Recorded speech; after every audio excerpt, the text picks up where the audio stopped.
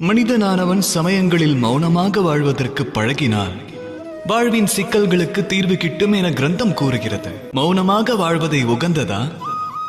இல்லை. இதற்கு இதிகாசமே சாட்சி.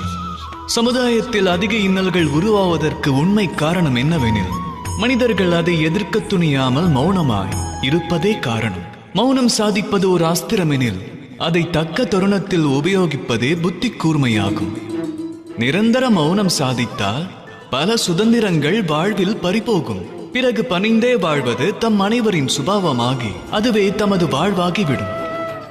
அதன் பின் ஆளுமை நீங்கி ஒரு சாதாரண கல்லாக வாழ துவங்கி விடுவீர்கள். உரைக்கும் வல்லமையை உரிய நேரத்தில் உபயோகிக்க வேண்டும். திருவாய் மலர்ந்து வார்த்தைகளை விடுக்கவும் அதை அடக்கவும் வழி அறிய வேண்டும். மௌனம் மகத்துவமே, ஆனால் தக்க வேளையில் அதை கலைப்பது அதைவிட அதிமகத்துவம் வாய்ந்தது.